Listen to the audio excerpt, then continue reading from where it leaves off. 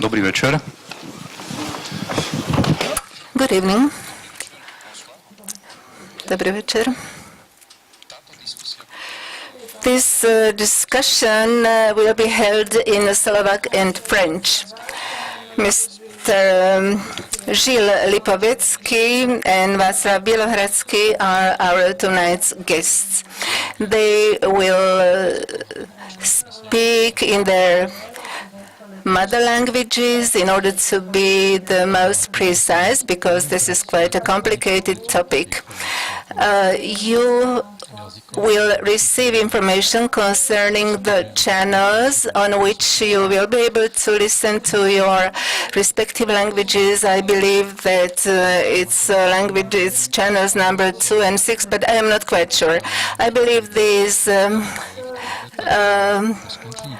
gentlemen do not need any special introduction, but after the end of this panel, there will be an autograph signing possibility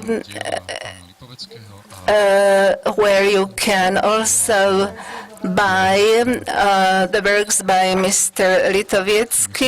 Lipovetsky as well as those by Mr. Bělohradský.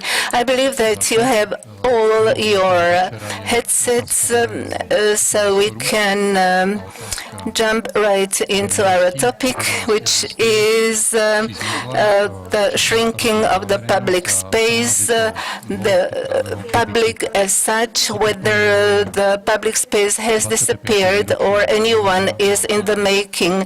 This is an important topic today when we remember the 25th anniversary of the creation of the Public Against Violence. So we are going to speak about public, if there is any such thing as public today.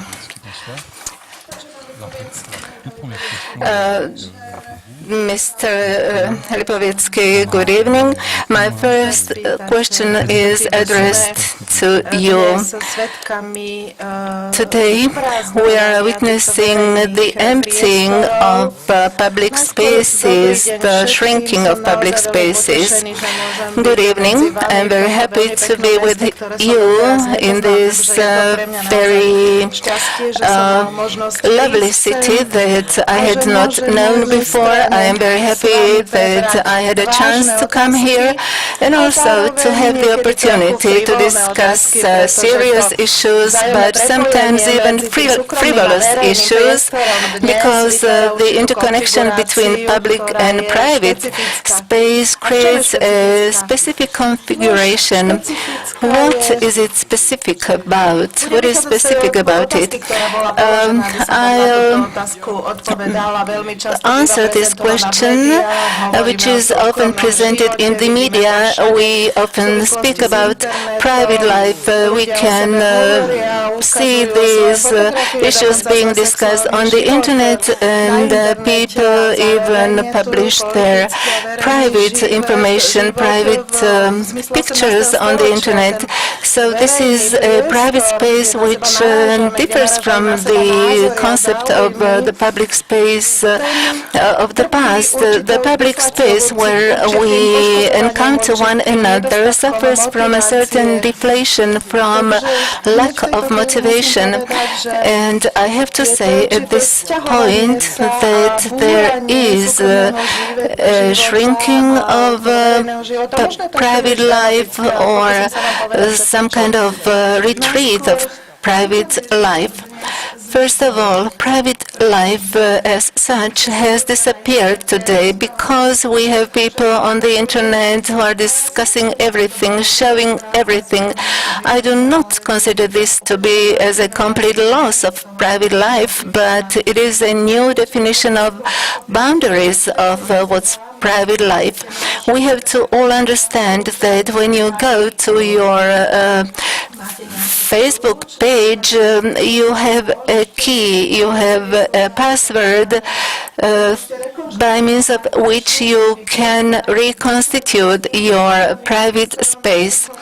And through this private space, you communicate about everything you are doing, you want to do.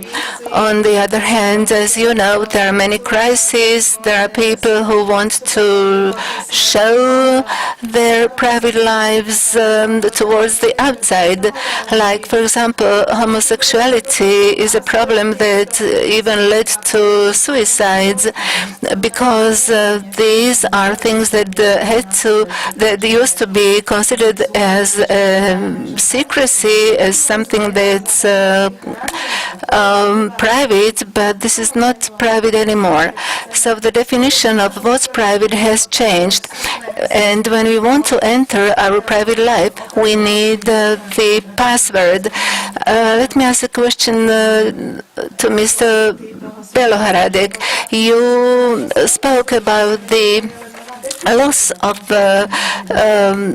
secret life, private life. I do not think so. I believe there is just a different definition of what's private life.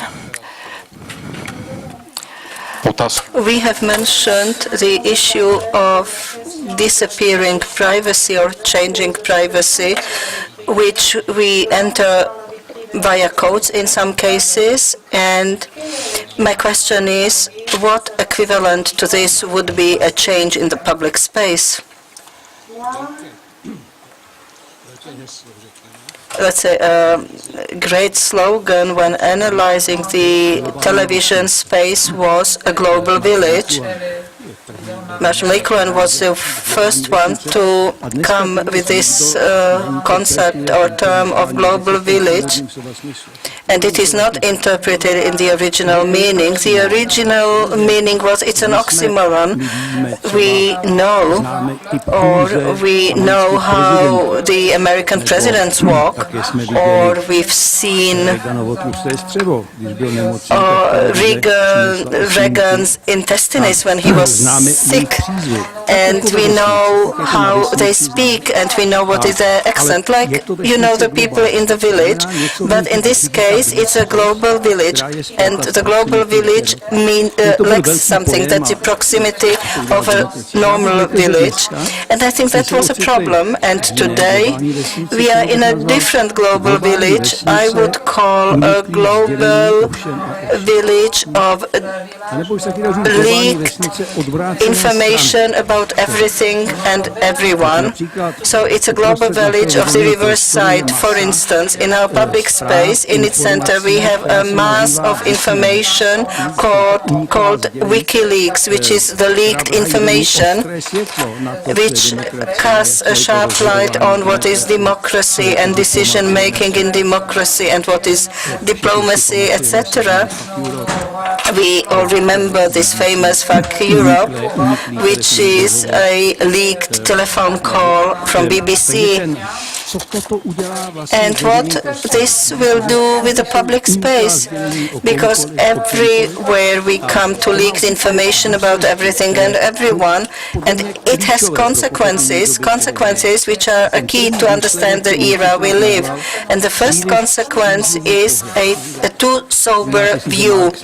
Maybe you remember Marx and his sentence in the Communist Manifest that the ice water of bourgeoisie cast cold water on religion, blah, blah, and made us to see the world in a sober way. And then so today, the WikiLeaks, this leaked information, this mass of uncontrolled information about everything and everyone, forces us to get a new sober view. And are we so far as to say a cynic view? I am almost inclined to say yes. Let's take this general hatred to politicians and politics. It is surely linked with the fact that we are informed about politics from this leaked information, from this tapped information. from different stolen information. And what is the consequence of this? The most important one. The most important one consequence is that we are witnesses of loss of face. Everybody tries to keep a face, something like what Lipovetsky calls a utility surface, and you may lose it. And we live in society where due to WikiLeaks, all institutions lost their face, including the states, politics, and you are unable to keep a representation of the whole. And I think this is the most important factor of public space. And these waves of angriness, angry people, this turn to political figures like Berlusconi or Marie Le Pen is this turn because we don't know what to do with this mass of leaked information, which is taking away the legitimacy, but it comes with no offer. Mr. Lipovetsky, do you agree? Do you want to comment, or are you going to continue this idea of Mr. Bělohradský? I will continue, elaborate on this idea. My point of view will be not the point of view of internet. It is a very important aspect, though, and I think that this changes, its metamorphosis of public space today is something which is linked to this deep change. We witness today, maybe in the past it was collective ideas which would determine the access to public life. We had revolutions, we had socialism, we had republic in France and in Spain and in southern countries. I think the countries would have the same line of thinking. I am not so familiar with other contexts. And in the last decades, we see these large collective ideologies which have changed, which have also changed the relation to public life, and in a broader concept, a political life, was this promise of a different, of a better future. There was a hope, of course, that tomorrow it will be different. We had an idea that via politics we can change the world. However, I think that almost everywhere in all countries this belief disappeared. You speak about the function of the political space, the space that was this exclusive promise of a future. Is there another public space? No, I don't think that there is something else coming to replace it. We don't have to stick to the idea that we will live in an empty space. And the political intention is something different. I don't want to speak about it because if I continue what I've said before is this idea, democracy, public space, which shrinked and which is vanishing, and we see collapsing democratic life, but I don't think that it is the reality. It is a different understanding of democracy which is now translated into certain fights, commitments, and goals which are far better targeted and short-term, and people, citizens, through elections, voting, think that they will be able to create a new world. And I think this doesn't exist. But it doesn't mean that the people don't do anything today. What we see today is a counter-democracy. That is how we used to call it. The idea that we have a democracy of supervision, of participation, or democracy that expresses something. But do you think it works? Do you believe in what you're saying? Yes. For example, in France, you have a project of building a dam in one of the regions, doesn't matter where. This was announced by democratic institutions using normal channels, but at the same time there are various associations that voice their disagreement with the construction of the dam, like, for example, environmentalists. So what does it mean? It doesn't mean that there is a kind of an apathy or indifference. We want public things, but our motivation is different. Maybe we are not today committed to our party. People do not trust political parties. They do not trust the government, parliament, that is the traditional institutions for public life. This, however, does not mean that they will not purchase their clothes in Zara or will not go to a supermarket. Is there a relationship, in your opinion, between what Mr.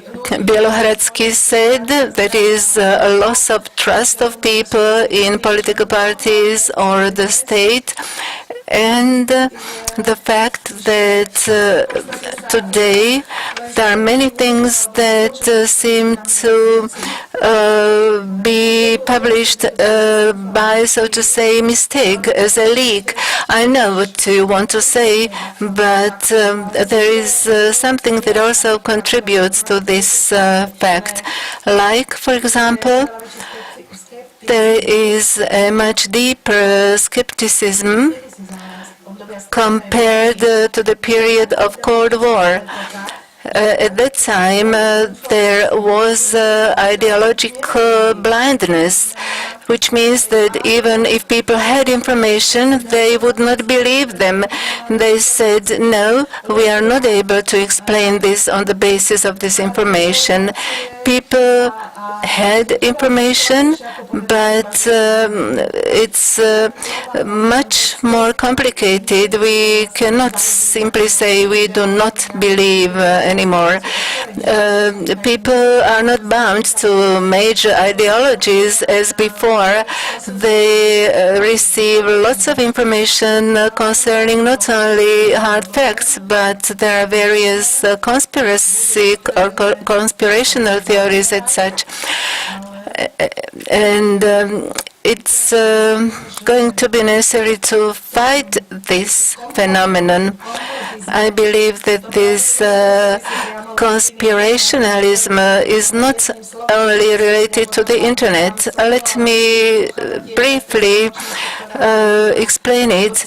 I believe that this is also a reflection of society that has not a concept of the future. And I think this is a symptomatic phenomenon. People create or take certain measures motivated by fear of the future because of the loss of prospects. And when people are afraid of, for example, unemployment or things like that, they tend to fall down upon themselves, and this may be also due to this.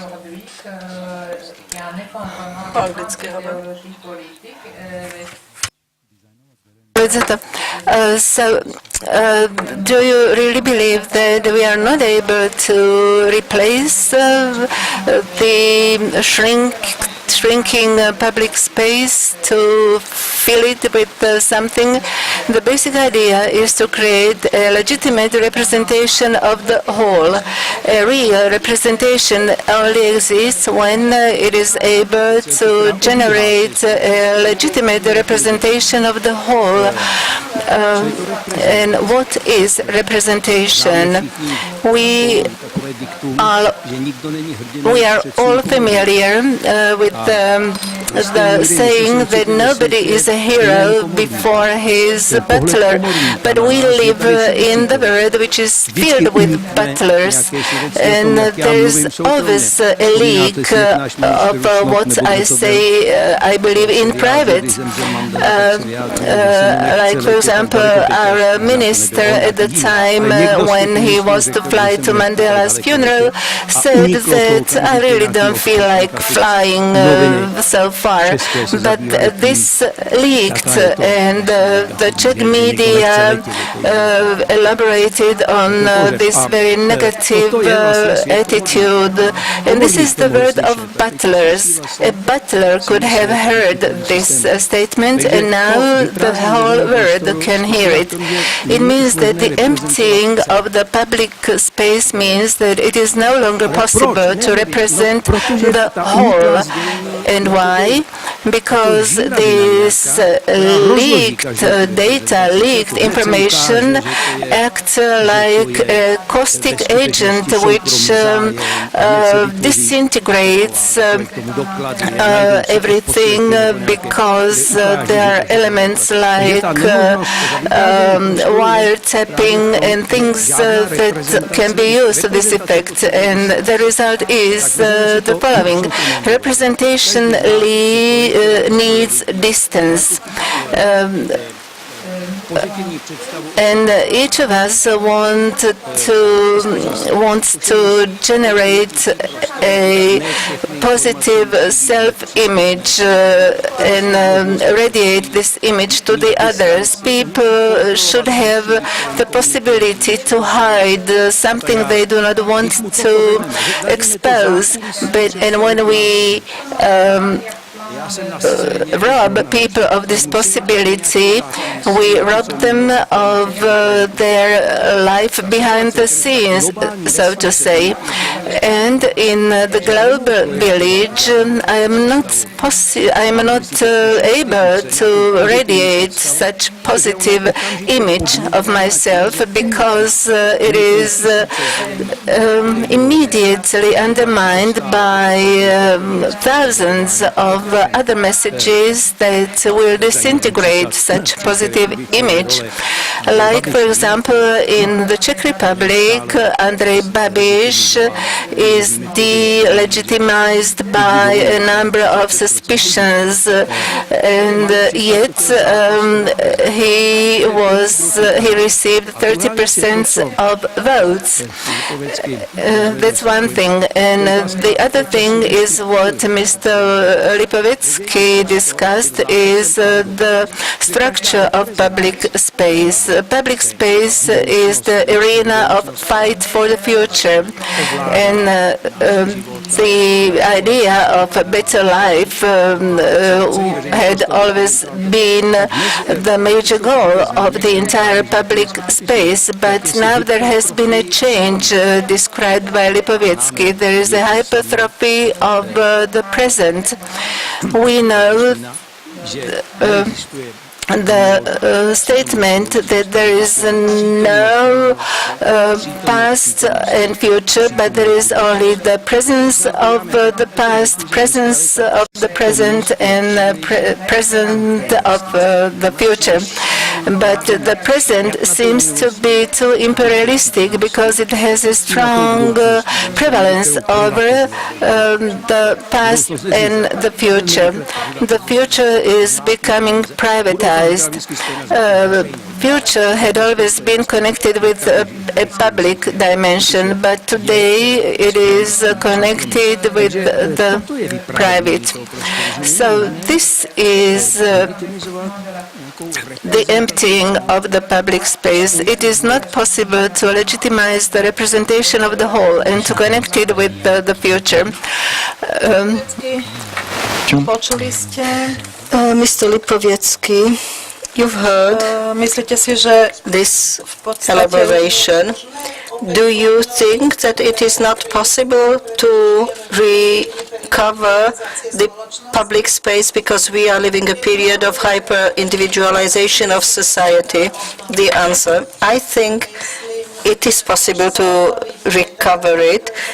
What we can't recover is a public space under the old model. That was something where we see a lack of modernism, of something that is modern, because what is modern today is something against the former regime, against the tradition, etc. And the actors are the state and political parties of such a construction. And the problem is that political parties and the state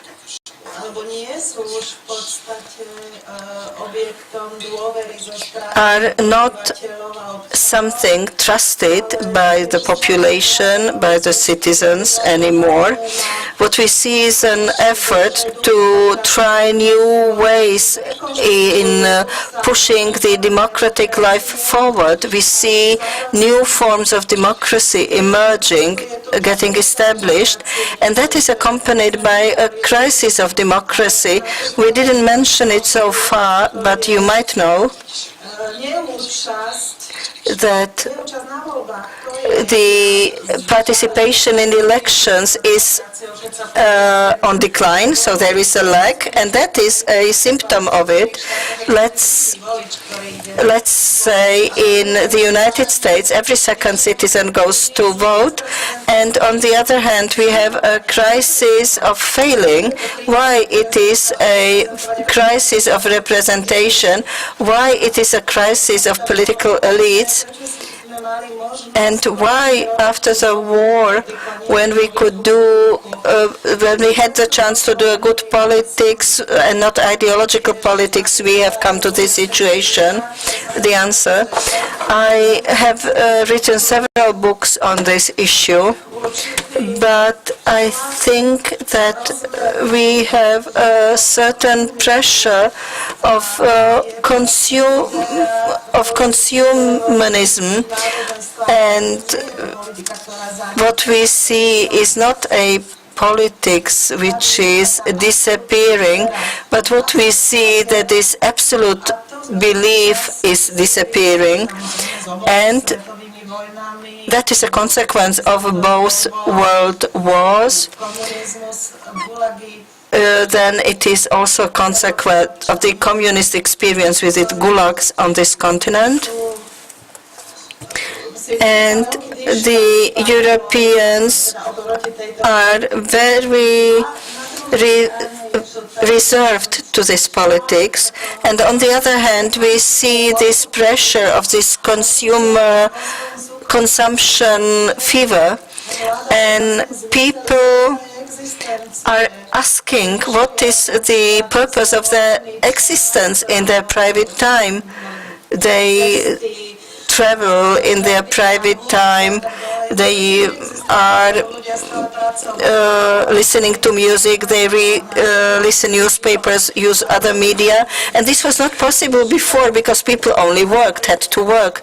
And today we are in a different situation, and people are looking for the purpose of their life. They try to look for something intense in their existence. Two questions. First question, so the politics have lost the means to resolve public issues? The answer, yes. That is what I wanted to conclude. This is the third factor. First we had crisis, then we have a consumption way of life, and thirdly, we see an impotence of the state and the politicians vis-à-vis globalization. A modern state was a voluntaristic state. We have said we are going to change life. And today everybody would laugh. Nobody believes it. Why? Because capitalism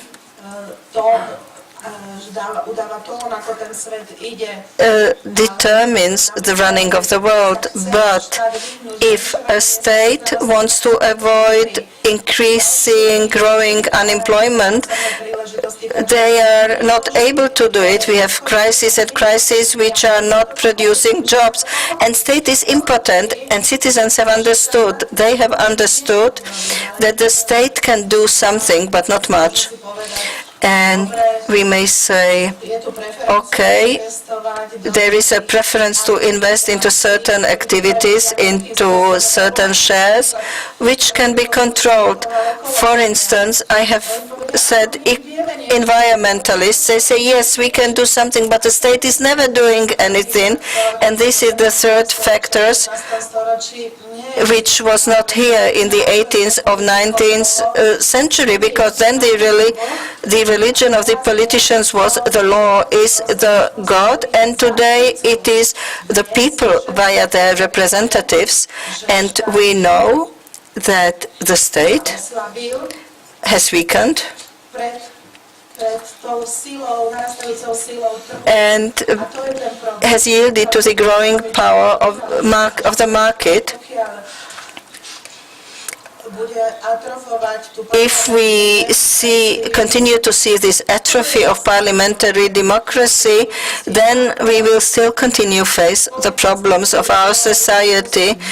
The question is, how can political liberalism continue to be a participant and cope with the growing liberal capitalism? Síly sa vyčerpali, nemajú schopnosti dnes už ovládať. What we heard was that the political forces are emptied, exhausted, they cannot control as they used to. And now see the political forces and the impact on society. Sometimes we're even happier that they don't have this power anymore. Another thing, Central Europe, after the end of the Cold War, has not been able, in spite of its historic experience, in spite of energy on the squares in Praha and Bratislava, and in the face of all this, Central Europe was not able to renew this trust. I don't know how it could have done it, because Central Europe had always been skeptical. Central Europe never believed in the languages, our culture. For example, Kafka, Karl Kraus, or others say that the words are exploding in our mouths. They do not mean anything. Culture of Central Europe had always been pessimistic, or better to say, skeptic. It never believed in the bright future of nations, and it had a distance from all the strong identities. It was a civilization of dawn, not the civilization of dusk, crepuscule. The civilization of dusk was our civilization, not the civilization of dawn. So we are not really heroes of strong opinions. We never believed in strong opinions, and I believe it may be somewhat positive. So our contribution to Europe is good George Schweik or Karl Kraus with his analysis of language. And as we all know, there is also a kind of affiliation between postmodern culture and Central European culture.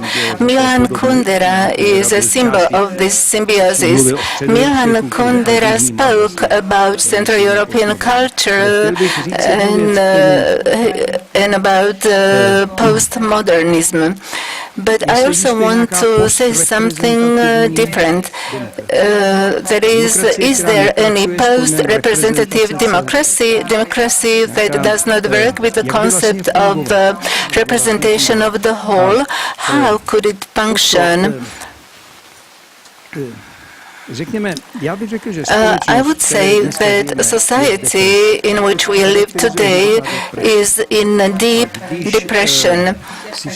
And when we remember what is the function of depression in the Darwin's evolutionary system, when the herd of apes, when the leader of this company is replaced by younger apes, older apes are in a depression or fall into a depression, which is good for them, because if they responded in one way or another, the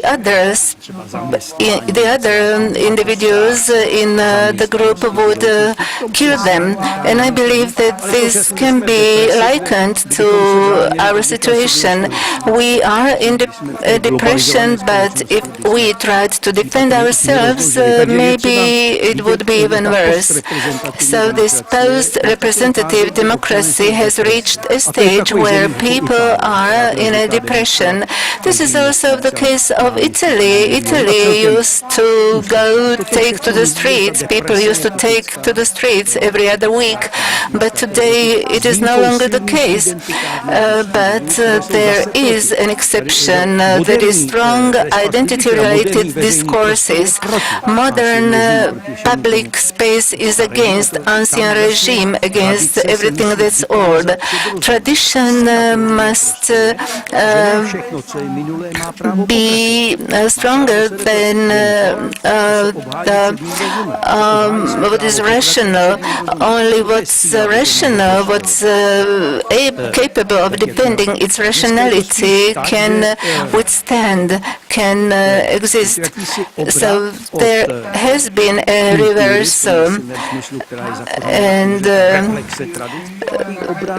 from culture, tradition towards identity. Identity-related discourse is everywhere around us. So public space is so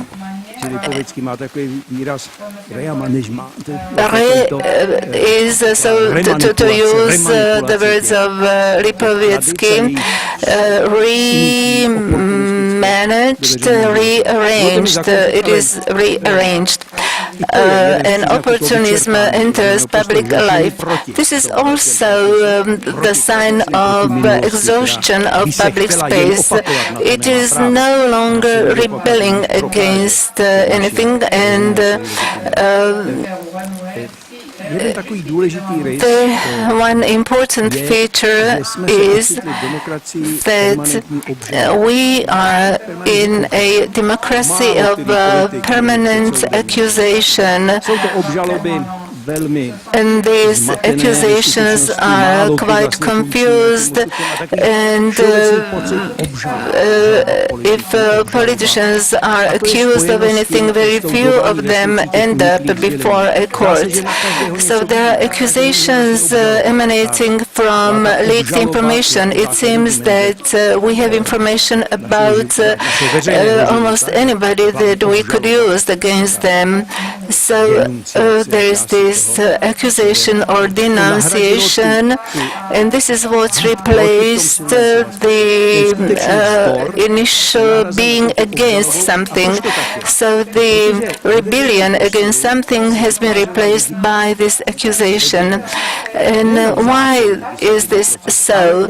Not only the legislative process, but also the what's legitimate is important. And when we stopped defending public space, legality or legitimacy is being suppressed. For example, in the West, in America, it is the trade unions that may take up this role.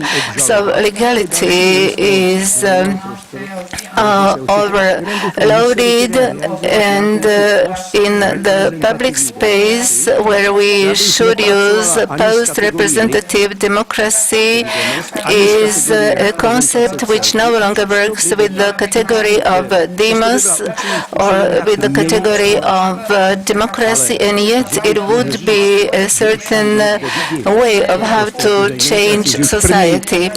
But I believe that it is yet not possible to distinguish the first signs of such movements. Mr. Lipovetsky, you said that it is not quite true that new forms of democratic life are emerging, such forms that will no longer need political parties but will need political representation. Do you agree with what has been said? Because we do not see this new democracy. Is it not only an illusion? Aren't we only hoping that the others will do something for us and will resolve such things for us? I would like to go back to what has been said. I agree with the diagnosis that used a very apt phenomenon or expression of a society in depression. It is true that we go through the moments of a collective depression, and this is what I would like to base my discourse on. In the past, we were looking for the reasons for such depression, and these are, in my opinion, quite easy to distinguish. I would like to ask two questions. What can happen as a result of this deep depression of Western societies? The first scenario is as follows. Society has become so depressed that there will appear a reaction of totalitarian type. Collective cohesion will emerge because depression is related to individualization, and individualization is based on anxiety. People are disoriented. They lost hope, they do not believe anything, they are afraid, anxious, and there will be a moment when demand will emerge for a strong state. Let us have a look at Russia. Something similar is happening there. There is a false democracy, non-liberal system, strong government, strong state that displays its power in this way. I do not believe in such scenario. I believe there could also be another scenario, and that is a strong interconnection with Western democracy, human rights and freedoms, even though this may not take the form of an engagement, personal involvement, but I believe that there will be freedom of press, freedom of expression, and it is even possible that the depression will grow stronger.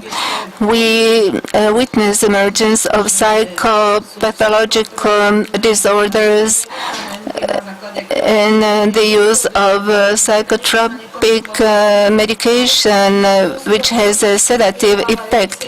For example, never before have people used so many anxiety-suppressing drugs, and this may be due to this depression in society. But I do not believe that totalitarianism will be chosen.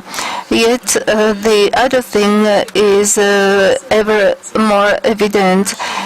in our democracies there are certain violent events that could not have been foreseen. Like, for example, we have new people who turned into ideology of jihad, and yet they were not born in the Middle East, but they were born in Europe, in France, in the United States, in other countries, and they are acting out of the context, which means for society that there is a multiplication of various sects, like, for example, in the United States, where the sects create their own micro-collectives, where they have their own narrow identity. And also Islamic State replaces the idea.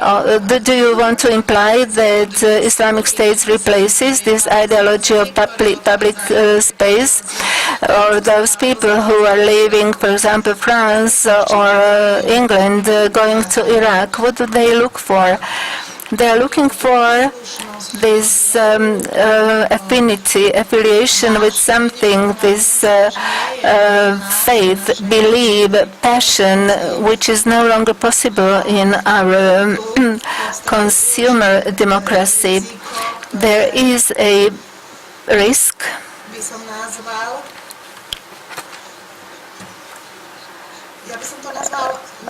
that I would call the risk of dangerous minorities rather than dangerous majority. So the risk of democracy consisting in dangerous majority is no longer present. What is present and what is really a risk are various sects and individual psychopathologies. What to do with this? Is this irreversible?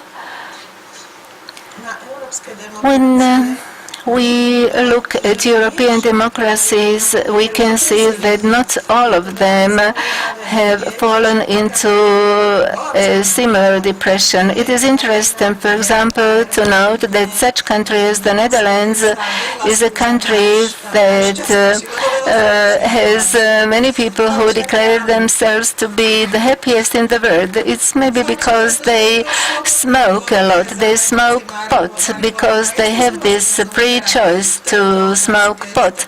And I agree with it. I am a liberal in this issue because really this is something that makes people calmer. The same as beer.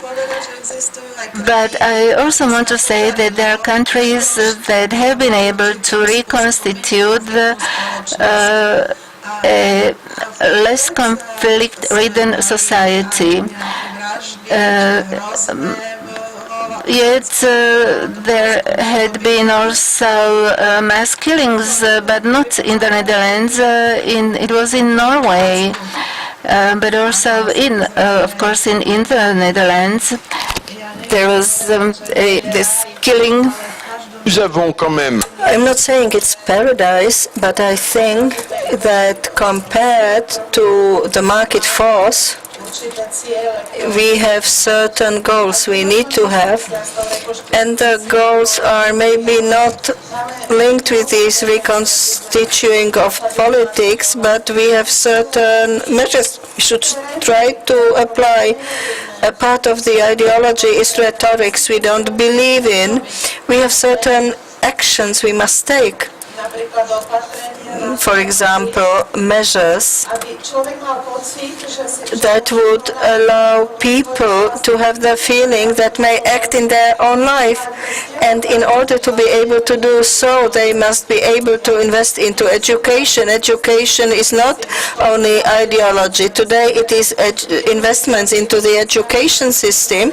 When you talk about investments, you talk about money? Answer, yes, of course, money is needed. People have to be trained, educated, how do you imagine a person could do in our globalized world if you have only people with only one type of education? No, we don't need rhetorics and speeches. We need to transform the education system, not because of humanistic reasons of the past, but because an individual should be able to control his or her own life and be able to look for other things than the opium from television and the other things they find which are not ideal in the humane perspective. I think this is a role for the state.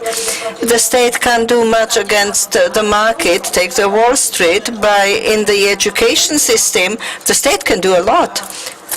And I believe in it because when individuals have the possibility to become the creators of their own existence, then there will be a possibility given to get involved into future activities, actions, which are maybe not dreams of changing the world, but it will be dreams of establishing one's own company, to compose music, to write a book. So there are so many possibilities how to act, and therefore you need educated people, and that will not happen from nothing. Why shouldn't the people be trained, educated themselves? Why are they needed? Why do they need to be trained or educated? Why? Because the market is flooded by brands and fashion. I don't want to characterize it as the absolute evil, but the truth is that consumption is everywhere. Everybody wants to have a smartphone and to travel, but this cannot be the purpose, the goal of life. It's only a vehicle, it's only a means. It's very good to have it, but if it is reduced down to this, then I think it's a very sad civilization. It's sad that after 2,000 years of humanism, we can't offer anything else to our children than a visit to a supermarket or to have every day a different brand. I think it's too sad if this should be the goal. I think that a human being is not only a consumer. Yes, he is also a consumer. It's good to have choice, to have a rich choice and a choice of traveling, of goods, etc. It's very good, but world is more than this. A human being is a being that thinks, that acts, that creates, someone who fights for a better world.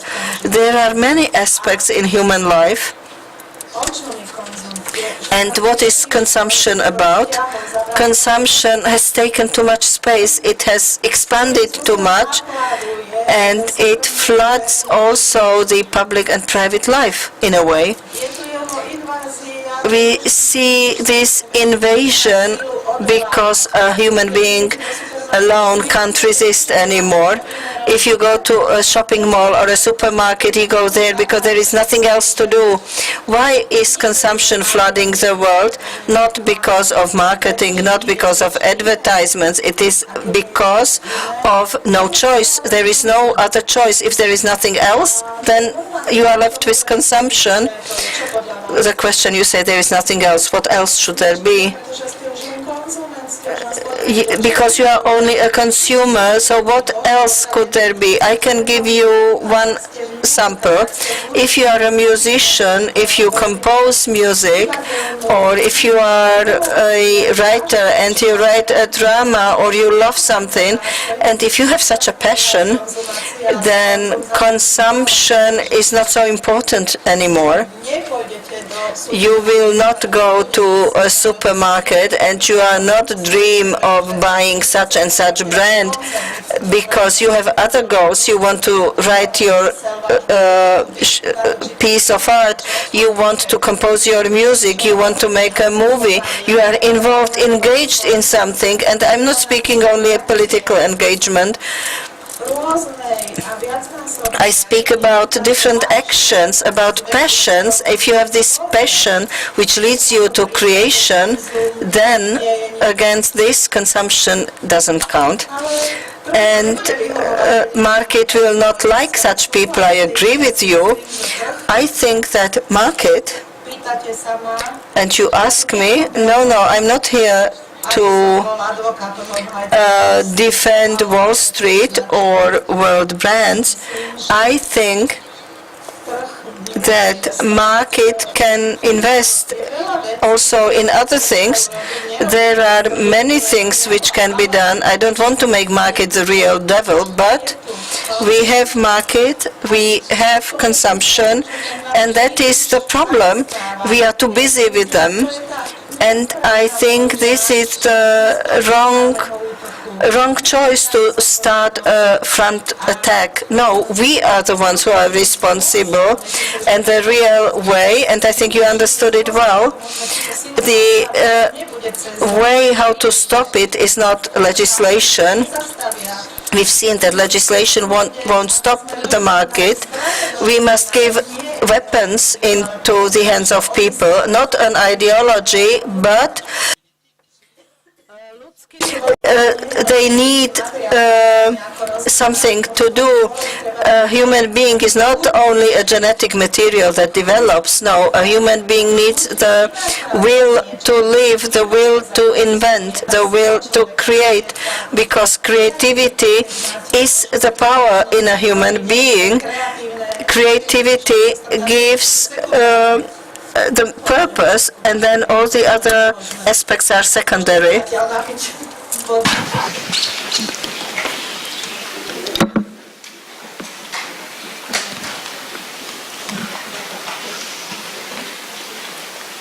Pán Bělohradský, počúvali ste pozorne?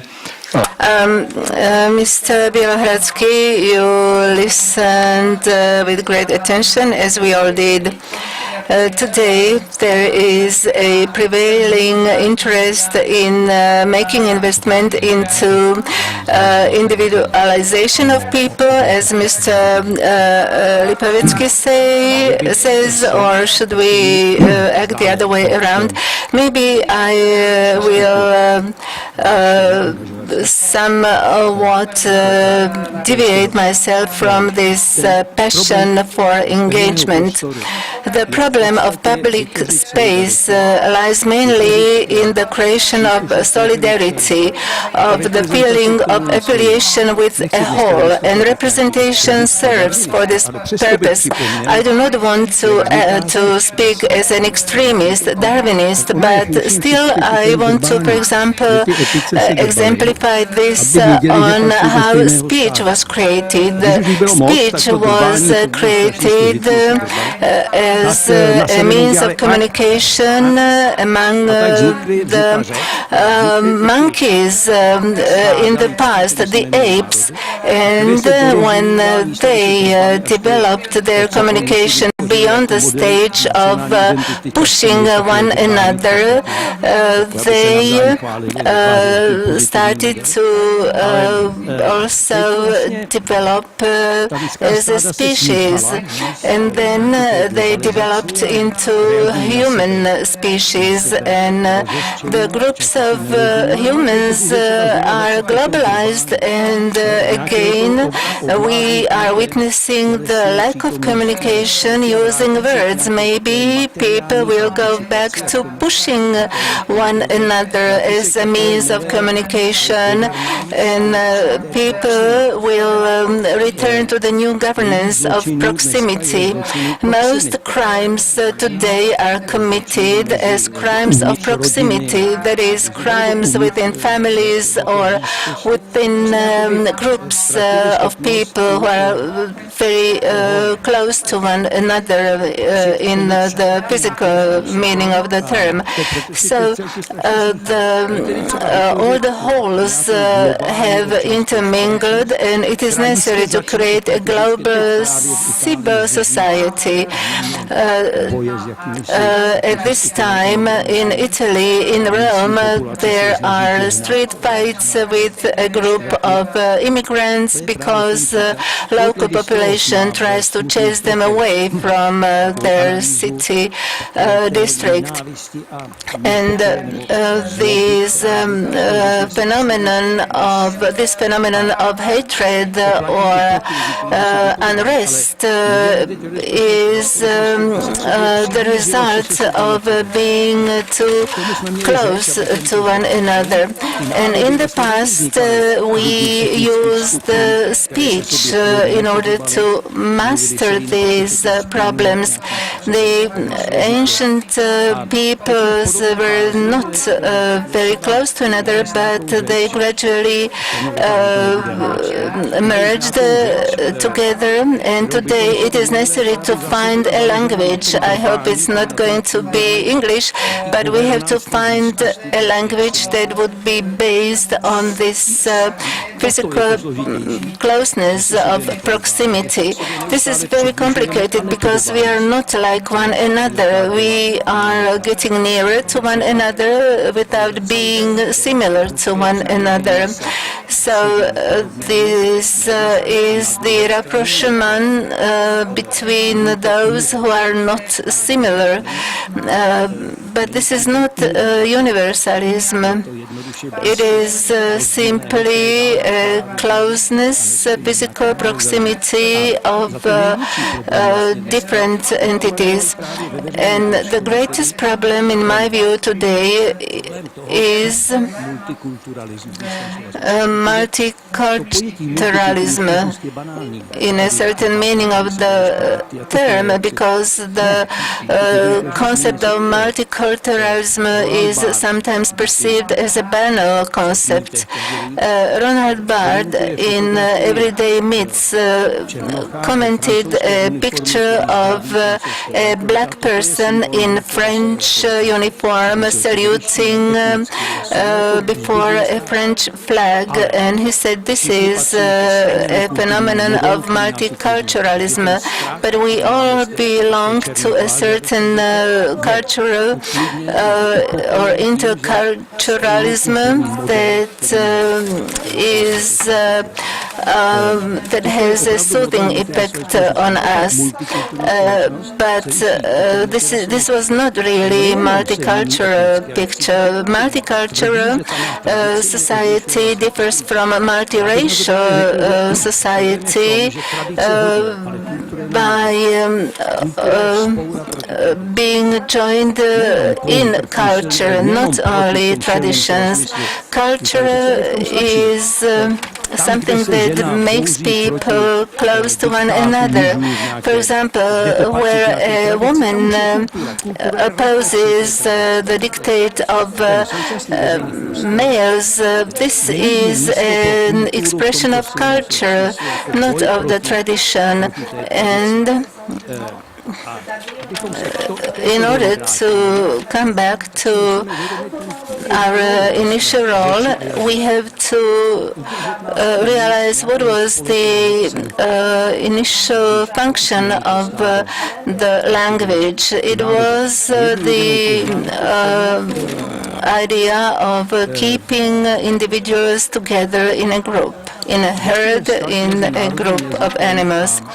And we also have to consider the question, what is the relationship between the national language and the public space? Is it really possible to replace? I, for example, believe that the role of the English language is very negative, especially at the university level, where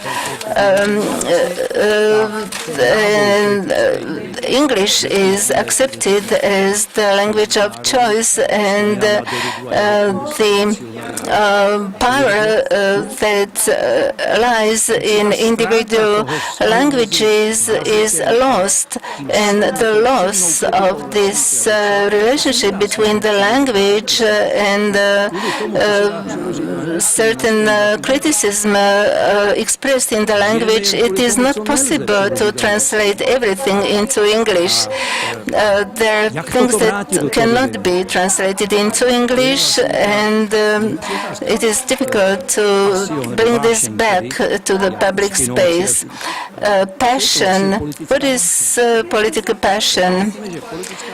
Let us say that political passion is identification with something general.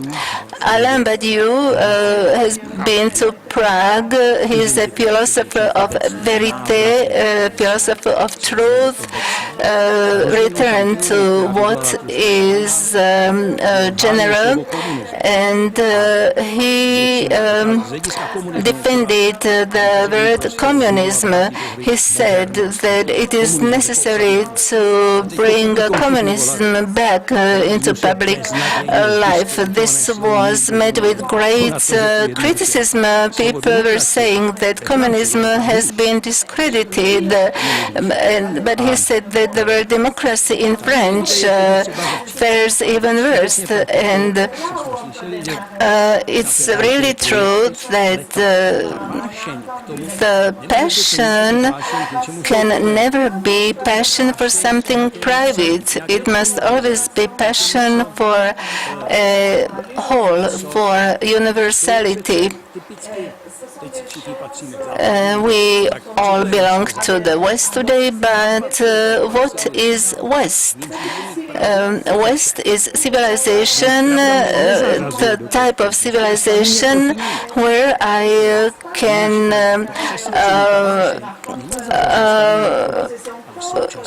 express or where I can claim that I am right, and I can claim this against all the others. So I am not really condemned for this saying or for this believing, and professing truth. Professing passion is something that is closely related to the West, but political truth is something that prevents me from integrating into society as it is. Political passion always means identification with something, but it does not enable me to identify and integrate into society as it is. But there is a memory of a person, attitudes of a person, and this is basically what is West. But West is everywhere. Globalized society is everywhere. And passion is always something that has a relation to the whole and not to an individual. And this should be brought back to the game. Now I think we should start a discussion also with the audience, but before that I want to ask both of you, I say it in French if you allow, Mr. Bělohradský. So both of you mentioned the necessity to belong to a large number of people because a collective action is, in your view, more important or better than an individual action. Why?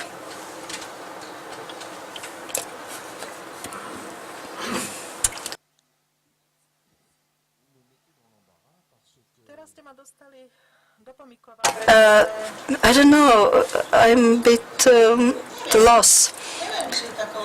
I don't know whether a collective action is more important than an individual action, because an individual action is also important.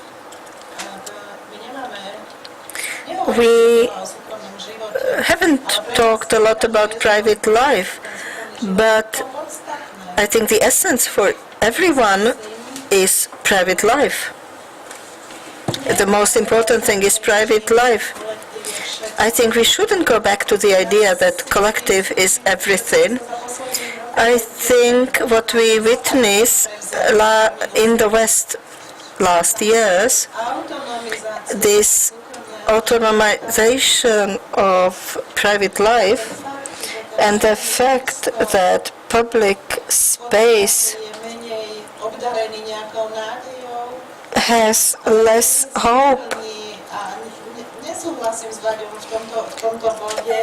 But I don't think that it is dying. I don't agree with that.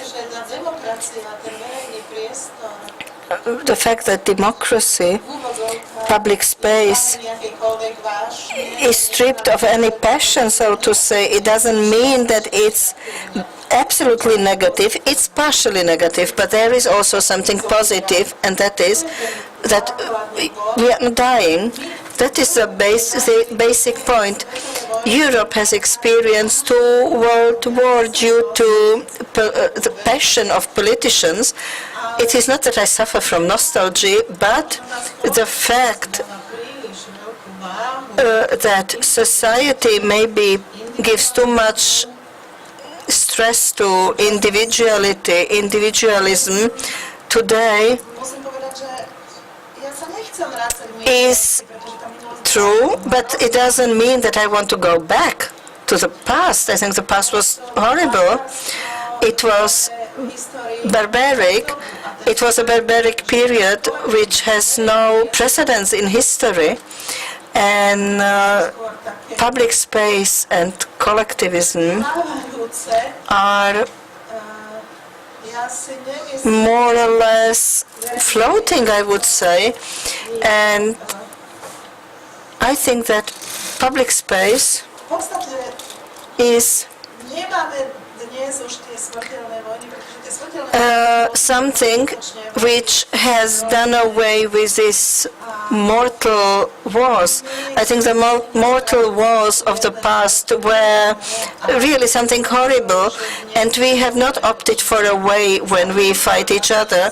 I think it's good that we accept today individual action, this part of individuality, but it's also true that it brings some risks. You've mentioned it, and there are also other risks in public space. For instance, we see a fragmentation in Europe.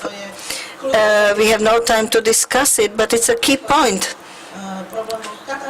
We've seen a problem in Catalonia. We see problems in Belgium. Maybe the Basque will be a next problem area. But you see that there is public space which is based on a collective identity.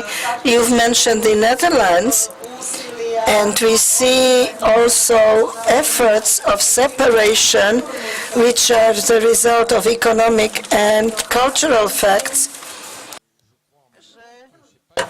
And I think that this is not a solution of the problem.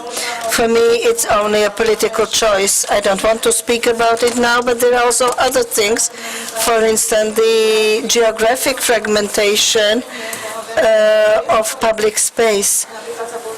Let's have a look on what's going on in the United States. There you see a privatization of a town, of a city, and the fact that today we witness building of private cities where you have video supervision, you have private code of rules, which is completely separated from public space. There are 30 million of Americans who live in these private towns, in these closed communities, and the consequence is that they have completely lost interest in public space. And then there is a third risk you mentioned, and that is, what are we going to do with multiculturalism? It's a real challenge. It's a real challenge which hasn't come to its end because the migration waves haven't stopped. There are hundreds of thousands or hundreds of millions of people who knock on the door of Europe. And what are we going to do with all that? So that is a first question. And secondly, in the integration, we are not speaking about assimilation today. It's politically incorrect. So what does integration mean?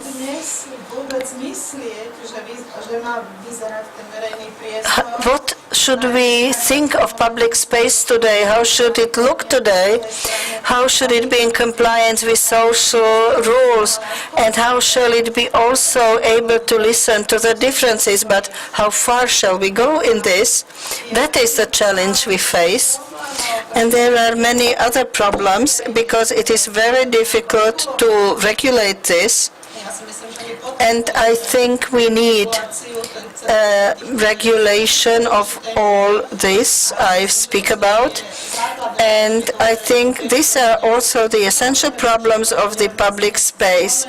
But we can't elaborate on each of these facts because we are limited in times as a moderator. And I think that because we are having a public discussion on public space, we should give also a chance to the public. My name is Sivak. And I would like to respond to what Mr. Lipovetsky said. He presented the diagnosis of Western society, and I think that this diagnosis is applied far more to our society, a society which 25 years hoped that the public space will grow and be filled because we didn't have it and we don't have it. So maybe the angle of the point of view should change. And Mr. Lipovetsky maybe is too negative about the role of the state and ideologies. The important ideologies, the great ideologies are not dead.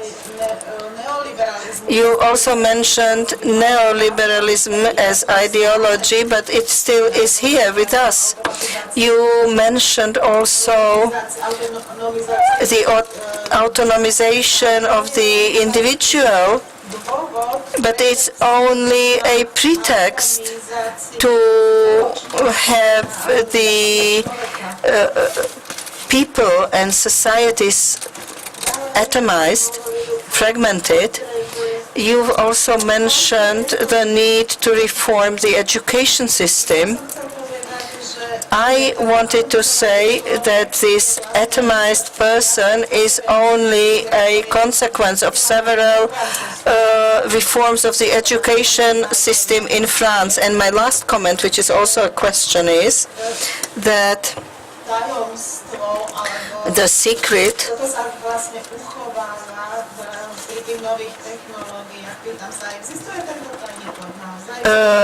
or the secret code you mentioned, and that it is maintained only with technologies, but does it really exist? Is there a secret code? Thank you very much for your question. I will answer the last one. When I mentioned this secret code, I didn't say that it cannot be disturbed or changed. We have seen different cases 2 years ago in America, for instance, but when I mentioned it, I spoke more about the actors. And in the sense that this love for private life means that this code is not totally dead, that we are not living in society that where everything goes public. And then, yes, you are right, not all ideologies are dead, but those ideologies that I refer to are big collective ideologies. In other words, nationalism, communism, classless society, and these three major ideologies have literally collapsed, but other ideologies are in the making. Yes, you're right. Neoliberalism or ecologism, this is also a major ideology. And all the California-made ideologies that want to combine humans with machines. These are big futuristic ideologies. What I wanted to say is that these ideologies do not have the ability of collective impact, or they do not represent such hope for society as in the 18th century. And the third thing is where I disagree with your analysis. It is the automation of individuals. I believe that this is a fundamental point. I think that if we only analyze individualization as something as consumerism or something that's in the service of the market, this would not be the right thing to do. I think that the cult of individualism today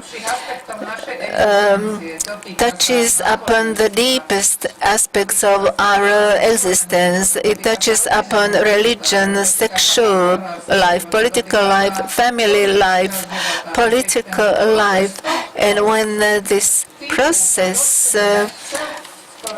touches upon the entire existence of an individual, it is not possible to only consider it as superstructure. I can understand that, yes, autonomy of consumers is incorrect autonomy, but we could discuss it. We can, for example, analyze the various relations, like relations to a family, which is something that is not genuine. Like, for example, a woman taking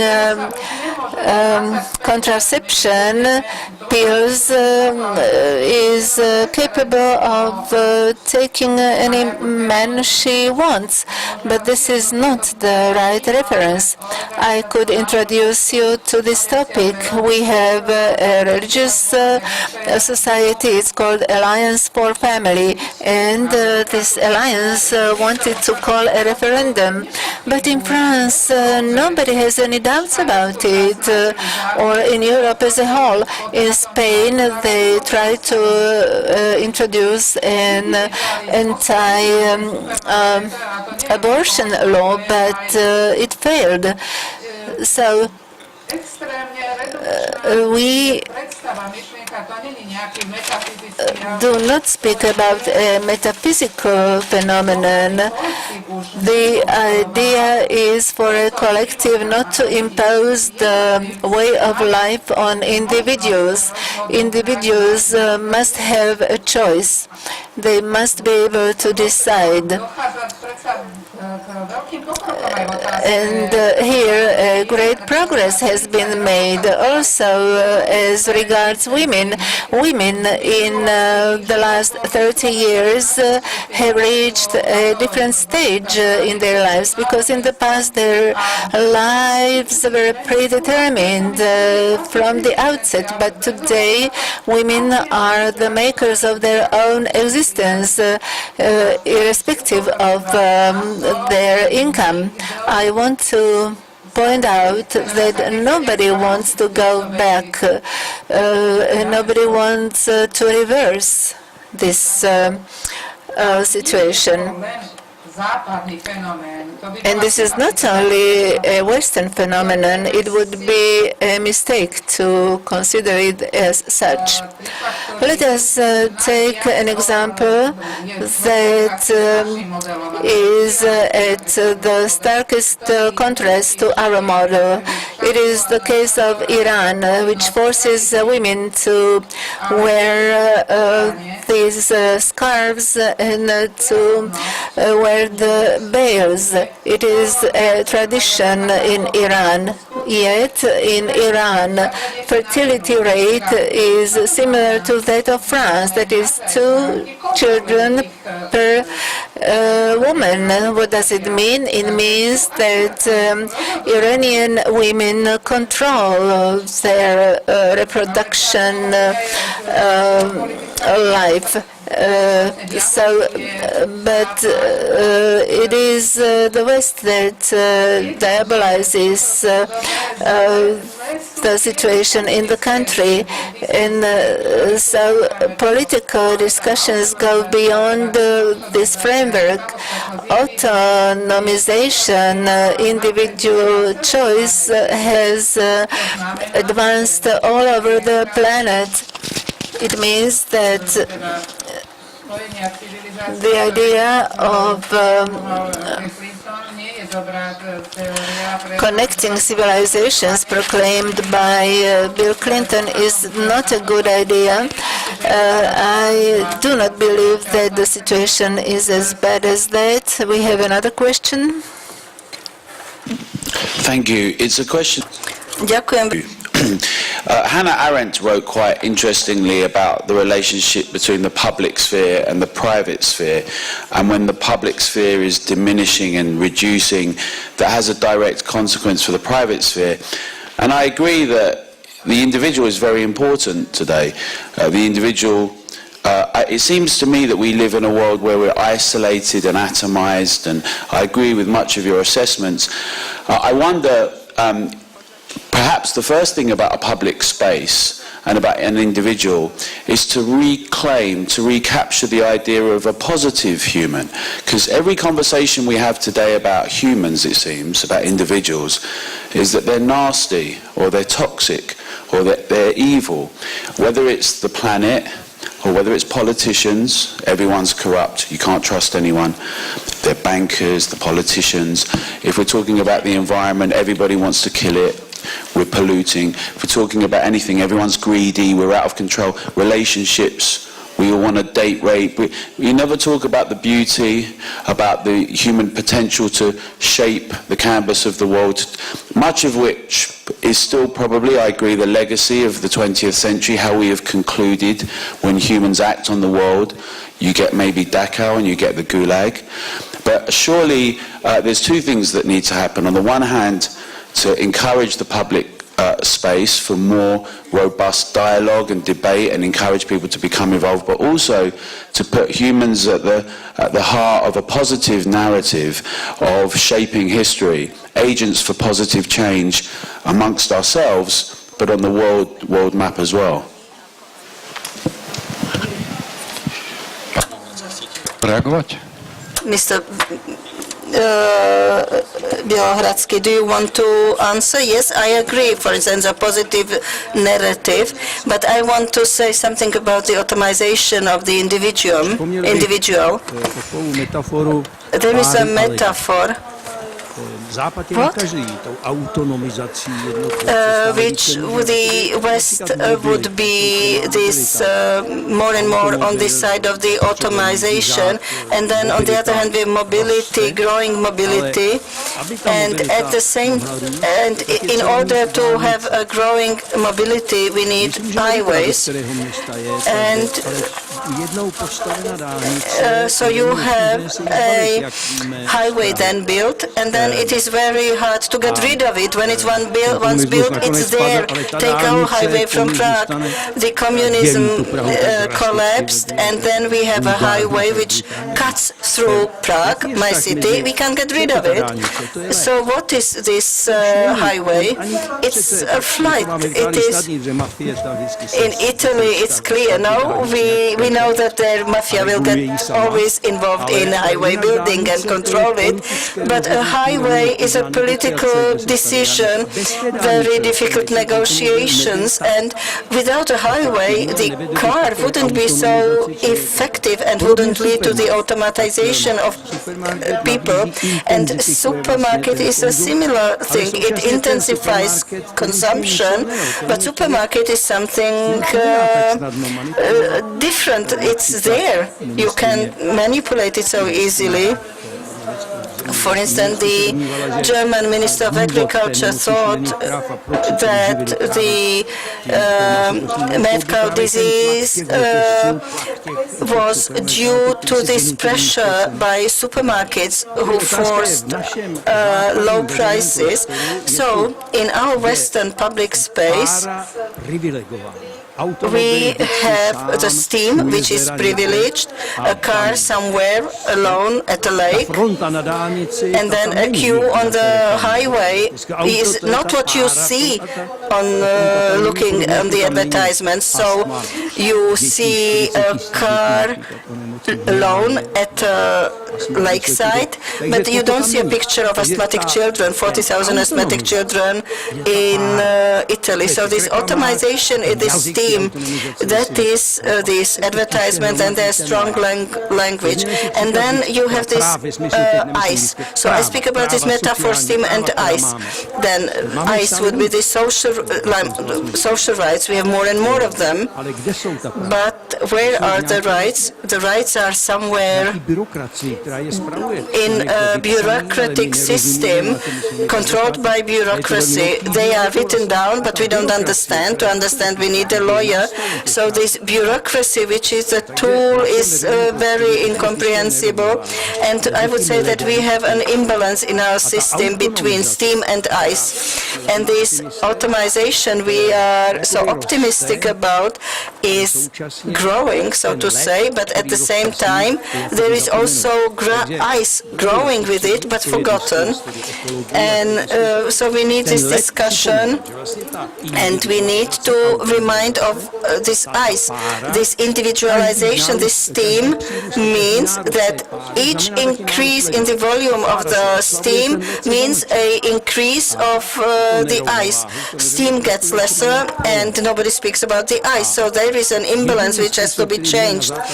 And the only way available to us in the West to be able to show this ice is literature.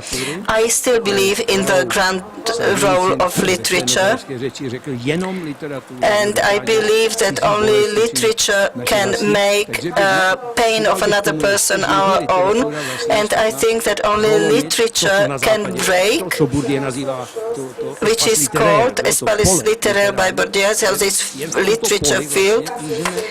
This is the only space, the only area which helps us to break this imbalance between close and distant. And we don't speak about the person who is distant and that it could be a close person to us. So more and more autonomy and more individual freedom, which is accompanied by the growth of ice in our public space, but nobody speaks about it.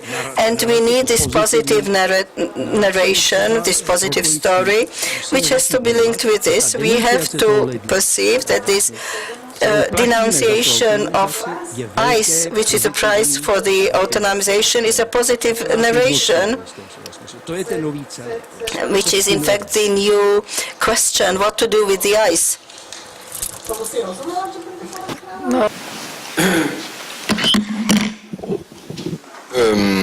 Pour répondre à votre question, to respond to your question, I would like to mention two issues. You mentioned new investments into public space, and I think that due to the evolution of the world which we live now, it is necessary to find a plural public space, because a Unitarian public space seems to me to be a characteristic of the world of modernity, but the world we have now, with many catastrophes we have developed, we have think of different aspects of diversity, of different manners of action, and I believe in the possibility of a collective action which will not be a centralized event. Maybe it will be fragmented and will give the possibility to an individual to act and to transform things, and will give purpose to their lives, and will change public space, which is central. So that is the first remark. And the second remark is an issue concerning civic life. And when we speak about the individualization of our society, we associate immediately with isolation. You have said that person becomes isolated, and the individual is evil because it is very egoistic. But on the other hand, individualism is egoism, egocentrism equal narcissism, and I would like to underline this because I think it is only one aspect of the issue, and I have also an example to illustrate what I want to say. It's said that an individual today, that a person lives in isolation today, that people have their smartphones and are not communicated with other human beings, but it is a wrong understanding. It is not true. An individual had never a feeling of meeting so many other people in these villages or towns, because people used to hate each other in villages and towns. You had quarrels with your neighbors. Fathers would hate their children. And the idea today is that that was solidarity. No, it is only ideology. Let's listen, go to a large city today, Madrid, and Rome, Paris, everywhere where you go, everything is full. So how do you want to explain it? So on the one hand, we hear that people get into their own cocoon, their own space, but on the other hand, wherever you go, there is hardly a space to meet or to move. People are always linked together via digital devices, but they continue to communicate. But what we do today is that we choose our relations. It's not the traditional relations of the past, family relations. The idea that technology isolates you or separates you is on the one hand true, but on the other hand not true, because it gives you new opportunities for new meetings, new opportunities for new socialization, and second, we are told individualization, it is retraction of egoism, and yes, it may be true, but what is the other face of this question? It is the association life. Never before have there been so many associations as in this hyper-individualistic society. And this is a true paradox and a true problem.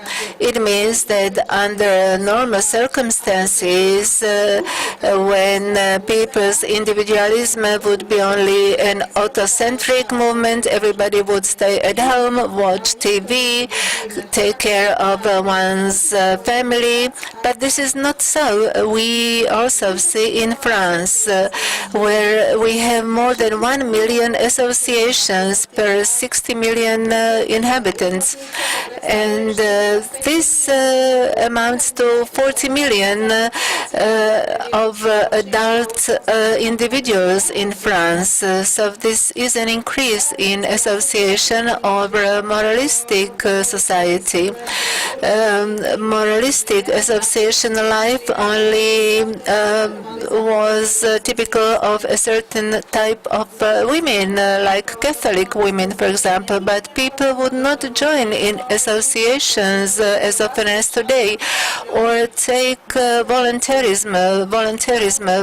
For instance, never before have there been so many volunteers. This ideological vision that we are speaking about should be abandoned, because we in the West, we are not all bad simply because we are focused on our individuality. But our individuality is also a good thing. It is not evil. And it is the vision of the Pope, who is entitled to think this, but this is not true.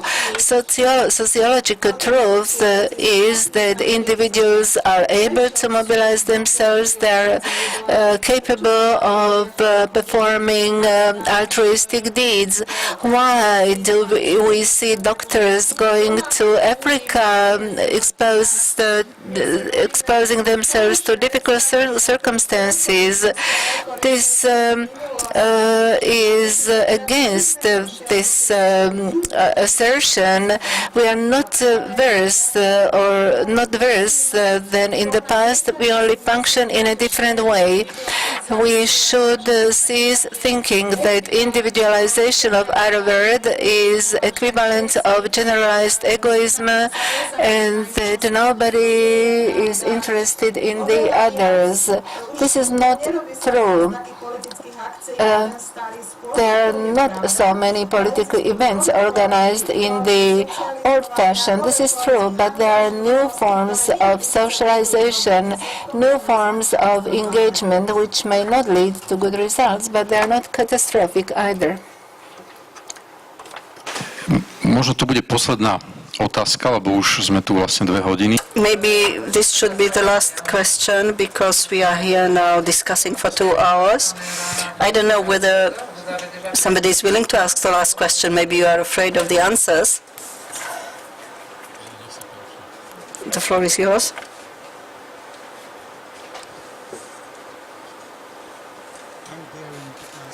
Question in English. And my question has to do with the statement of one of the panelists who said that English is negative because the power that lies in, it takes away the power that lies in individual languages.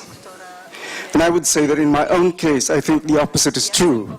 I come from the Philippines originally. There are 87 dialects or languages in the Philippines, and I don't think that we would have been able to really communicate with each other without the power of English.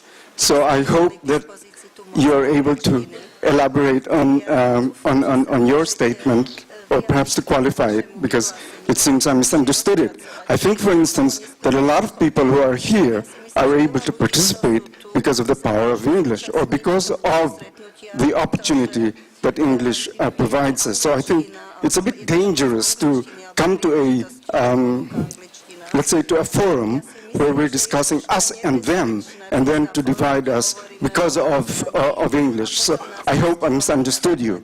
But the other question that I have is, where you talk about Arendt saying, you know, when you give something, when you take something away from the public space, you take away, you in fact add to the other space. And I think what's happening now, for instance, with the use of internet and automation, is that there is no such simple arithmetic that's happening. So I like the idea that, in fact, perhaps public space and private spaces needs to be redefined. Because I know, for instance, in my own case, when I participate with a lot of people on the internet who are taking positions against certain politicians, I know that the public space is expanding, but that is from a private space that has expanded with the tool of the digital technology. Thank you. Thank you. Excuse me, sir. Do you want some answers? Just a few comments, or are you going to risk it? Okay. So first of all, what does it mean to understand each other?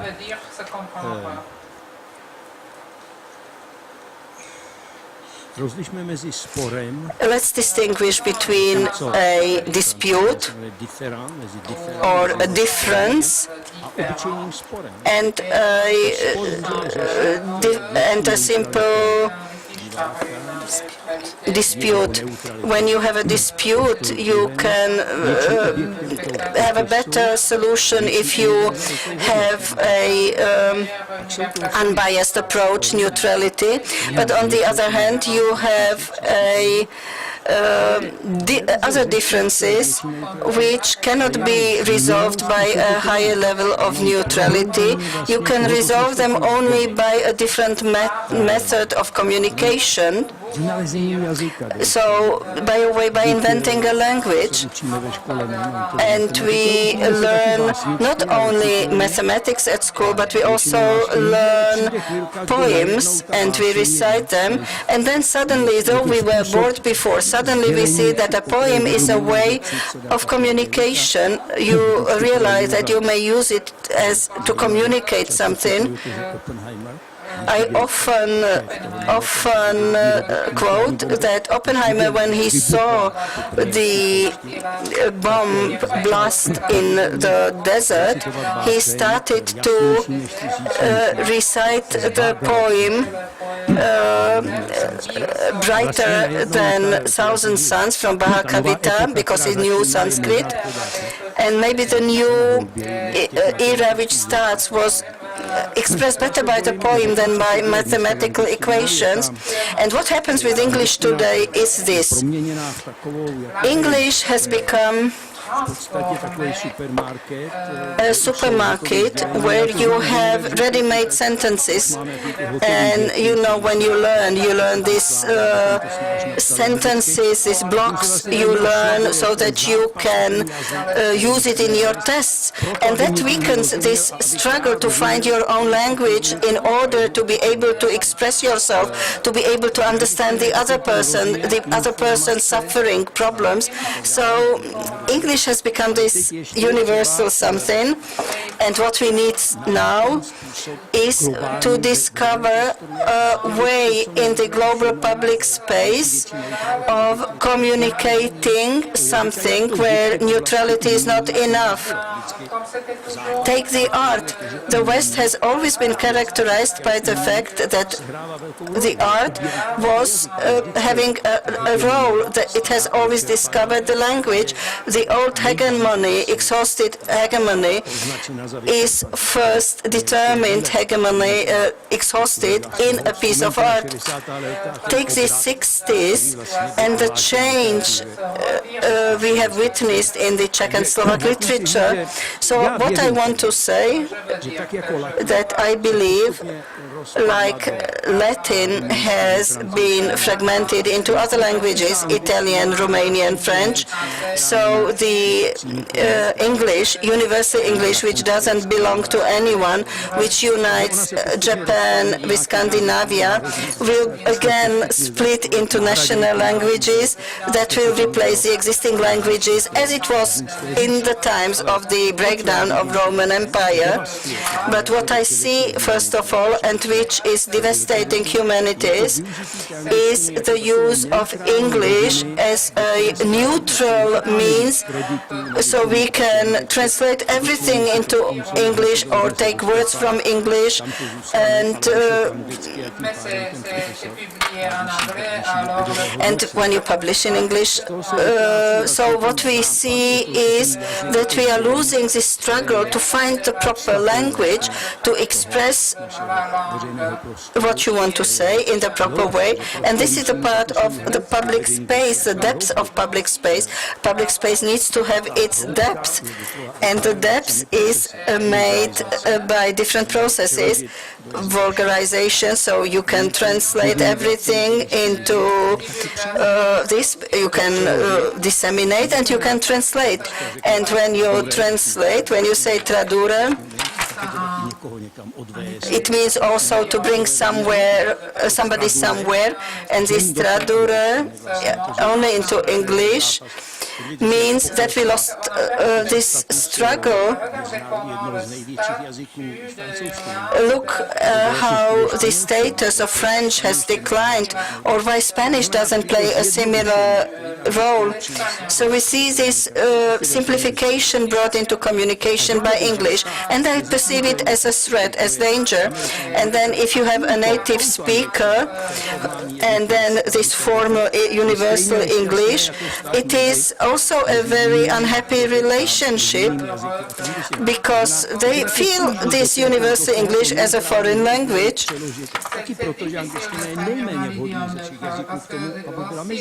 And I think English is the least appropriate language to be used in international communication, because it's an idiomatic language, and we have to take over the idiomatic images, because otherwise we won't be able to communicate. So grammar is not valid here, but the idioms overrule. And what I wanted to say is this cheap surface of globalization, and that is this neutral English, which is so difficult to be used when you want to translate what you think, in order to make it clear what makes you different, and at the same time to show that what makes us different is uniting us and not dividing us. And this is the English which you have been translated to. Lipovetsky, chcete reagovať? Mr. Lipovetsky, do you want to respond or not? You don't have to.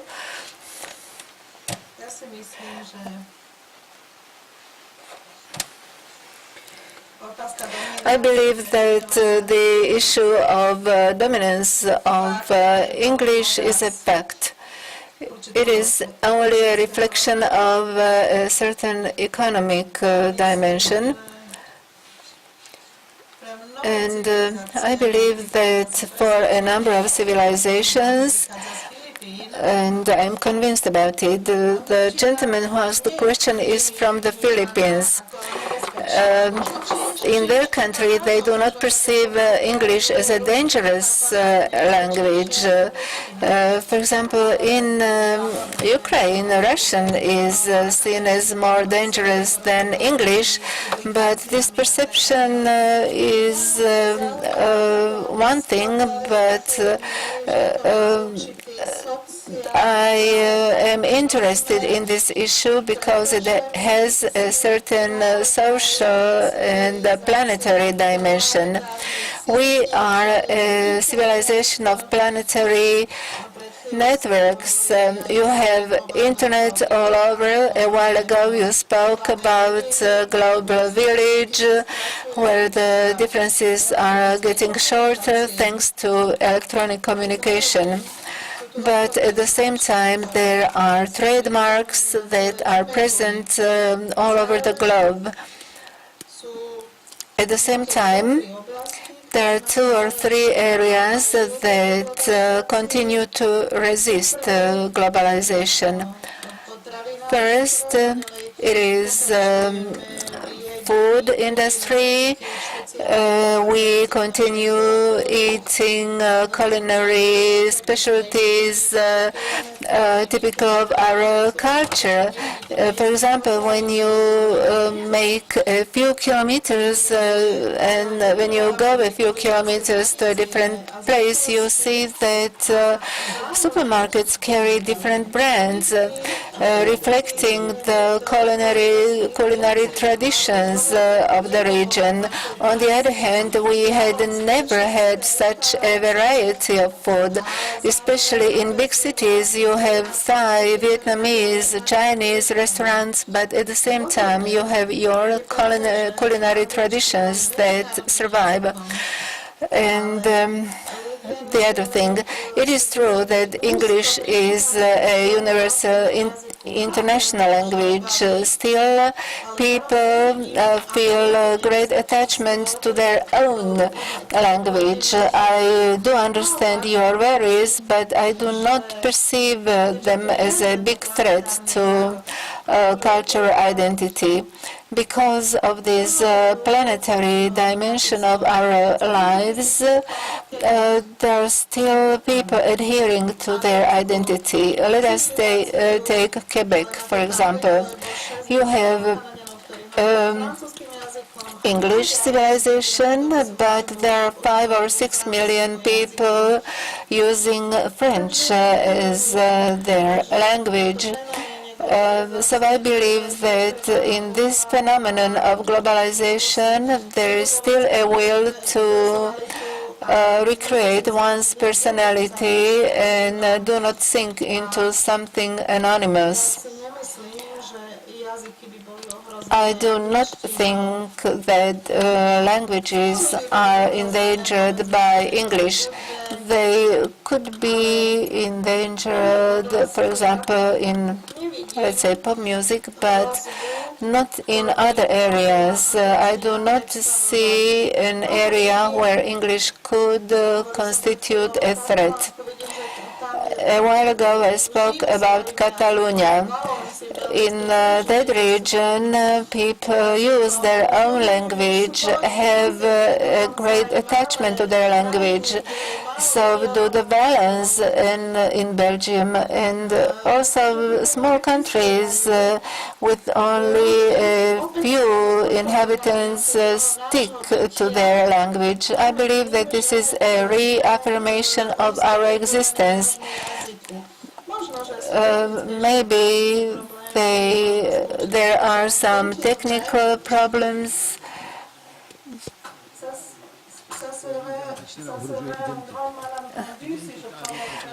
The problem of identity is not what I had in mind. English is like a prefabricated house. It is made up of prefabricated construction elements. And just try to read the communications of the European Commission. All these are prefabricated texts. One remark. What is the origin of the word hypocrisy? The word hypocrisy is the fourth part of preparation of rhetoric. First, it is disposition, decoration, and then you must learn how to read it in front of a mirror. And in Europe, hypocrisy means something negative, but initially it was hypocrisy referred to the stages of preparing a speech. But in the current understanding of the meaning, hypocrisy is different. I believe that just as our culture is afraid of this dictatorship of prefabricated elements, English is the example of such pre-prepared discourses. This is the prefabricated construction. Americans use their own language, but they have a same relationship to this prefabricated house as we. What I have in mind is our struggle for the meaning, struggle for something that has not been pre-prepared, something that we did not expect to learn, and we learned it. And this is what English endangers, not as a language, but a language used to this effect. Thank you very much, Mr. Lipovetsky and Bělohradský. In a while, our guests are going to sign their books in the stand of Art Forum, and you will also find the program of Central European Forum that will continue also in the next few days. I wish you a very pleasant evening.